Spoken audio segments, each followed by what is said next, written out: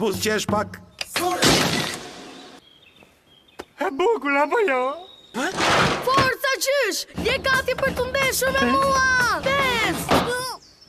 Çfarë po pret? Dojë të më sfidoje? Apo ndrove mendim se unë jam nipi e Hokagut të tretë? Ta di që asë më bëhet vonë fare! Je thjesht një mistrec!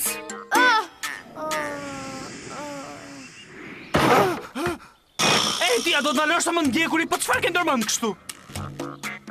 Oj të më bësh në zonësin tënë. Atëherë të paktën më thuaj, a e di se ç'do të thotë çakra? Energjia e nevojshme për të zhvilluar në mënyrë të rregullt një art magjie. Kur më takojnë në rrugë, shohim vetëm nipin fisnik të Hokagut të tretë.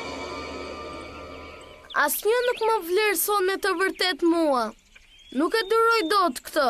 Dhe prandaj, që të më respektojnë, kam vendosur që të bëhem Hokag, kështu do më vënë re edhe mua.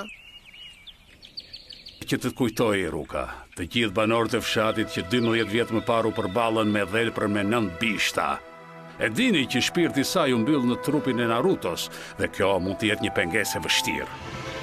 Hokagu i 4 e kishte vullosur shpirtin e dhelprës në kërthizën e voglushit, të cilit sapo ishte prerë kordoni, kështu që duke u bërë bujë si shpirti të dhelprës me 9 bishta, Naruto shpëtoi gjithë fshatin.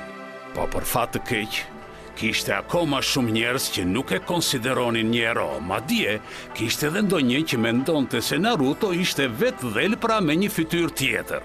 Shpirti i dhelprës.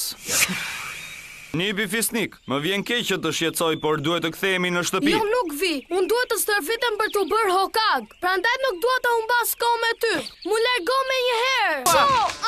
Teknika superiore e multiplikimit. Transformim!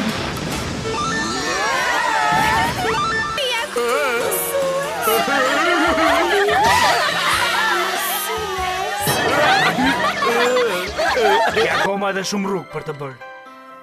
Ashtu thua?